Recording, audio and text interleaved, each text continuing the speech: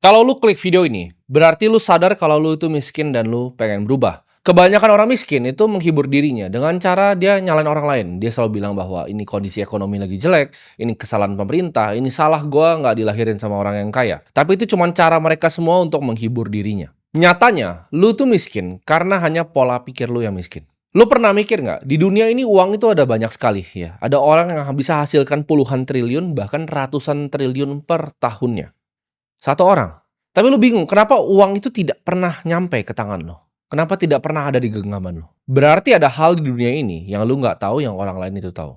Mereka itu selalu yang gua sebut jual skrip ke lu. Datang ke sekolah yang rajin, kerja yang keras, menabung yang keras, ya kan?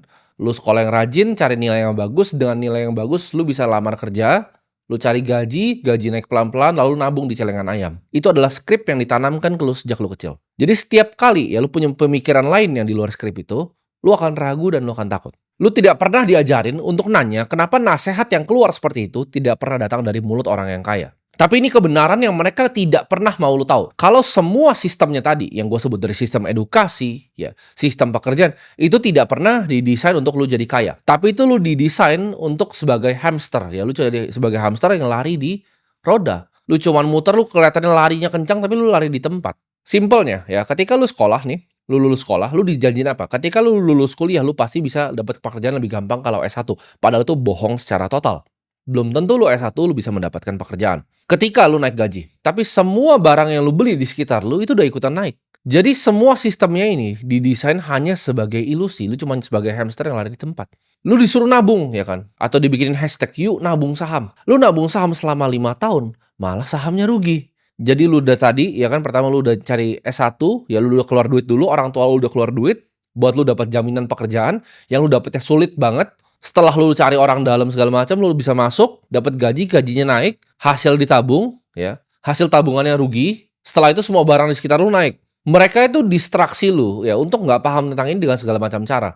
Mereka kasih di depan kalian, di algoritma tuh ditampilin paling depan, ya. Kalau lu lihat YouTube Indonesia trending, lu akan lihat semua isinya adalah konten entertain. Karena itu adalah yang di-push ya agendanya oleh mereka. Kalau lu nggak bangun sekarang, lu akan kedip dan nanti 20 tahun tuh udah jalan. Dan lu akan lari di tempat yang sama. Padahal lu udah kerja keras, lu udah nabung, lu udah lakuin semuanya. Tapi lu akan berada di titik persis sama seperti sekarang. Uang itu bukan seperti apa yang lu pikirin. Uang itu bukan cuma sekedar gua ngomong di sini kerja keras. Tukang sapu di bawah kerja keras lebih dari gua. Uang itu bukan cuma tentang nabung kadang. Dan juga bukan hanya tentang kepintaran.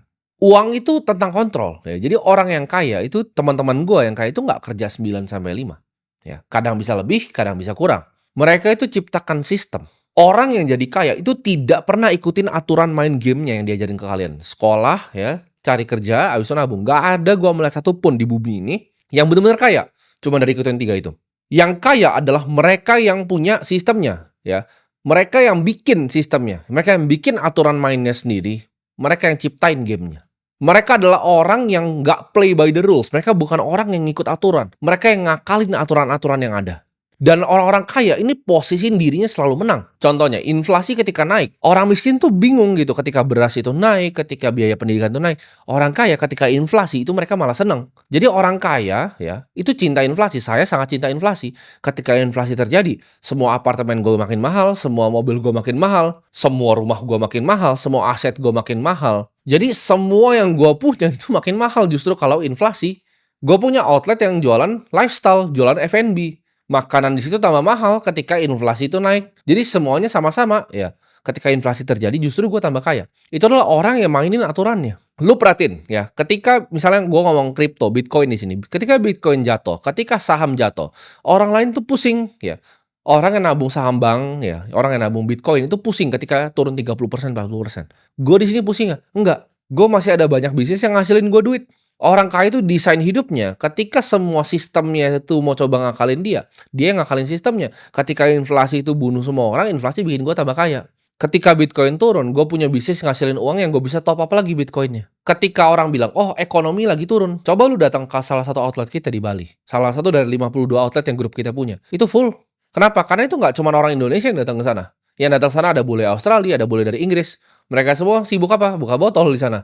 Ya, jadi nggak tergantung sama ekonomi lokal, bahkan bisnis-bisnis yang kita punya orang-orang kaya ini. Ketika lu kesulitan nabung dari hasil kerjaan lo, orang kaya itu lagi gandain duitnya di hal-hal yang lu bahkan nggak paham caranya. Mereka paham bahwa uang itu adalah sebuah alat, ya, sebuah tool, bukan sebuah reward atau hadiah. Orang miskin tuh kira, oh dapat uang, ini kayak hadiah. Orang kaya lihat uang, itu sebagai alat. Gue harus ngapain dengan uang ini? Gimana caranya gue bikin prajurit-prajurit ini bisa bekerja untuk gue? Misteri terbesar yang dikasih ke kalian adalah kalian harus kerja keras kan untuk dapetin uang. Kalian harus kerja untuk dapetin uang. Padahal uang itu dicetak, dipindahkan, bukan dicari untuk kalian bekerja. Kita orang-orang kaya bikin sistem untuk gimana caranya cetak uang. Orang kaya itu tidak pernah kerja untuk gaji. Mereka itu selalu beli aset yang berkembang di saat mereka itu tidur. Lu itu tidak pernah paham, ya, gimana caranya melihat uang sebagai alat. Lu melihat gaji itu sebagai sesuatu yang membanggakan. Ketika gaji naik, lu wah gaji gue naik. Waktu gue tukar terus untuk uang. Padahal lu hanyalah seorang pion di sistem yang dibikin sama orang lain. Kalau pendapatan seorang manusia itu stop di saat dia bekerja, artinya apa?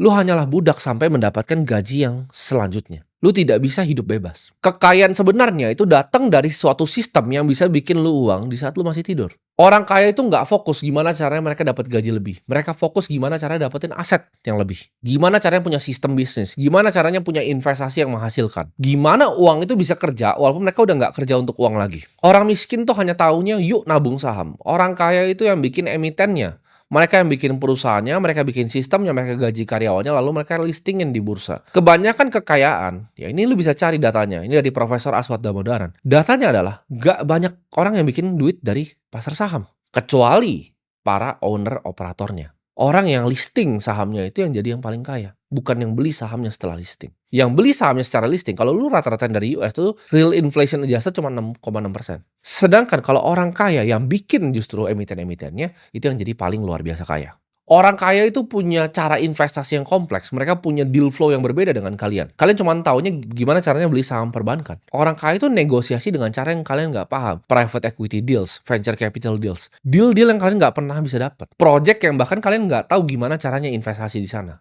Atau gimana caranya diajak untuk investasi di sana. Orang kaya itu selalu punya posisi cash yang mendekati ke nol. Lu orang-orang miskin itu sukanya lihat duit di dalam rekening lu. Sedangkan orang kaya ya lihat duit di rekening itu kayak kebakaran jenggot. Lu lihat duit gua ya berdasarkan harta gua yang ada di rekening gua itu kurang dari 0,01%. Itu cuma buat gua hidup sehari-hari. Gua anti banget ngeliat uang di rekening itu gua anti banget. Orang kaya, oke, kalau mau simpen cash itu di mana?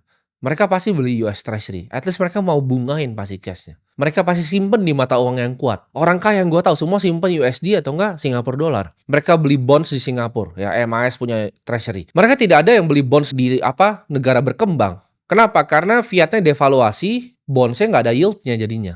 Ketika fiatnya turun 13%, bondsnya plus 7 ya lu minus gitu.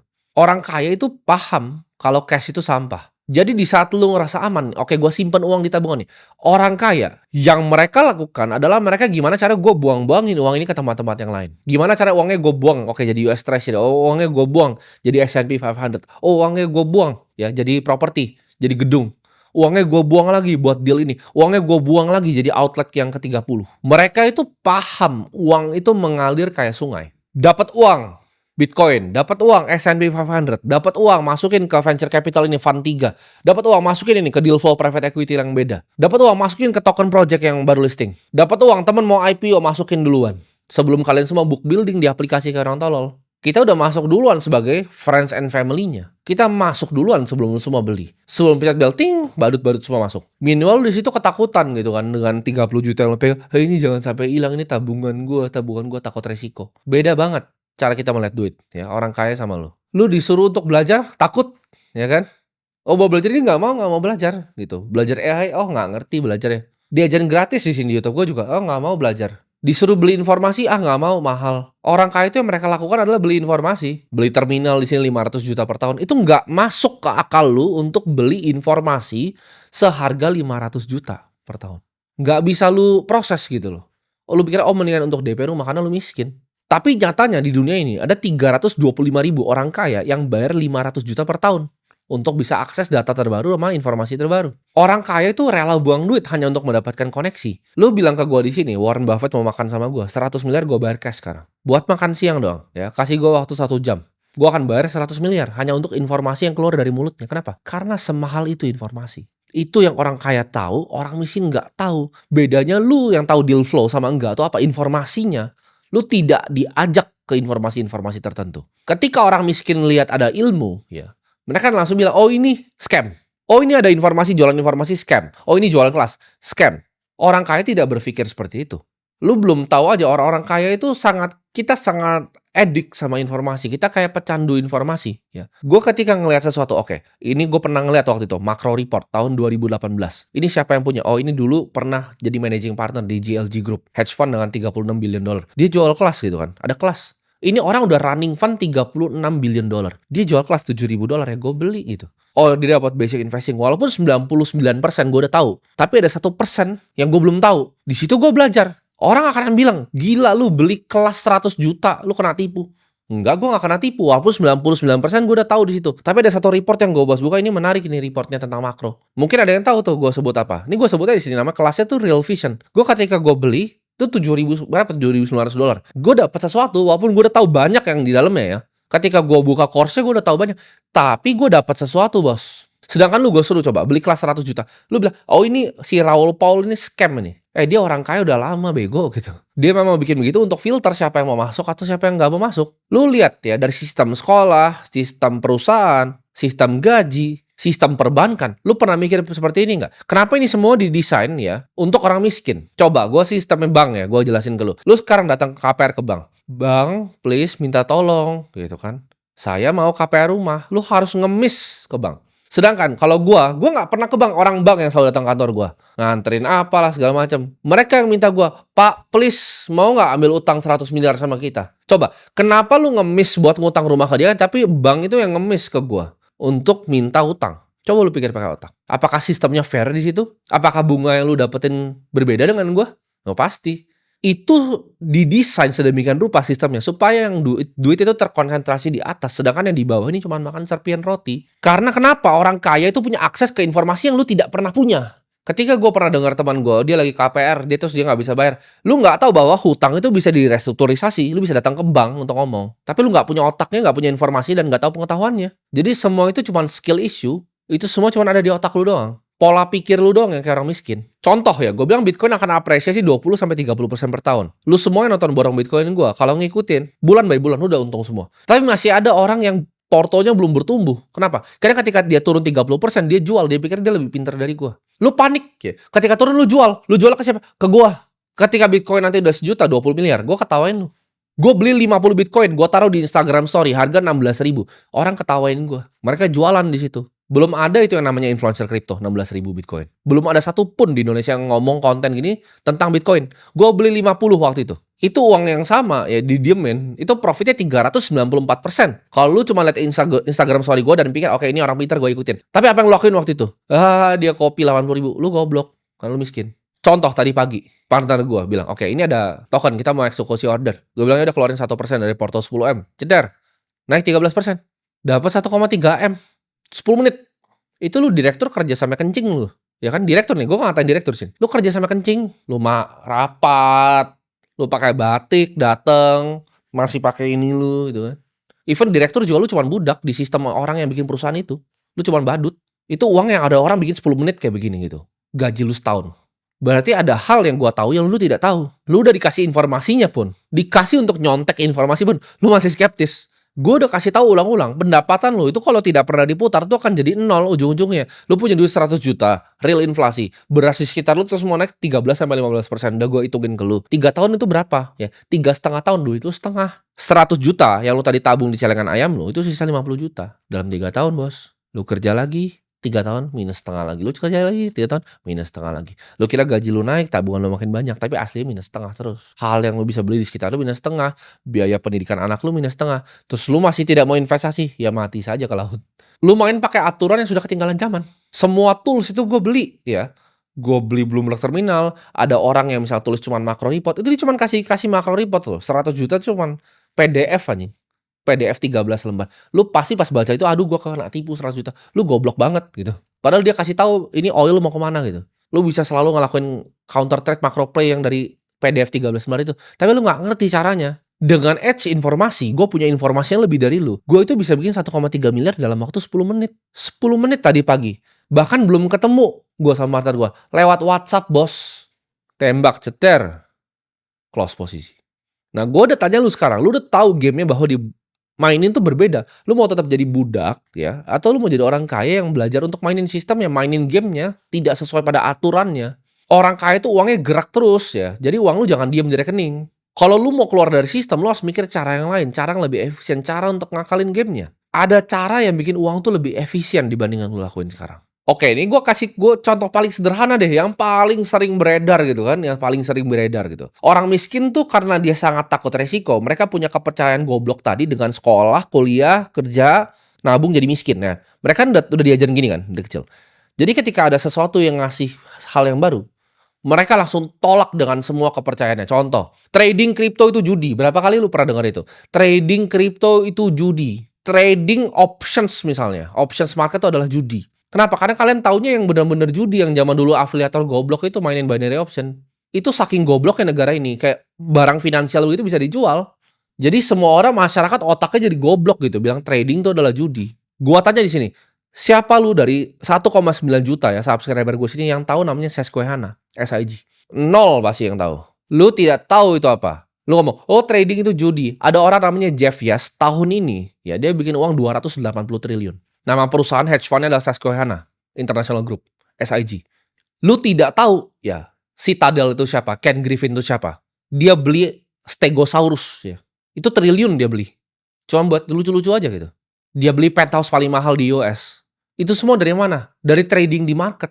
Ya, dari bikin hedge fund. Ada yang besar gitu. Lu bilang trading kripto itu judi. Lu cek coba jam trading, Jane Street, Wintermute. Otak lu itu tidak ada gitu. Otak lu tuh tidak ada sama sekali. Bahkan lu asal ngomong aja ketika ada orang ngajarin sesuatu, oh trading itu judi. Ada orang yang bikin 280 T per tahun. Dia tahu sesuatu yang lu tidak tahu. Bahkan dia tahu sesuatu yang gue tidak tahu. Kalau gue bisa ketemu sama Jeff Yash tatap mata, gue akan belajar banyak sama dia pasti. Oh begini caranya bikin strategi yang market neutral, yang lebih efisien untuk options market itu seperti ini. Dia mungkin sekolahin gue gimana caranya quant trading yang paling efisien. Gimana caranya melakukan statistical arbitrage yang paling efisien. Lu di sini nggak paham bahkan market neutral itu apa. Karena lu goblok banget. Otak lu nggak beda sama kodok yang tadi gue lihat di bawah. Makanya lu bingung, makanya rekening lu 30 juta.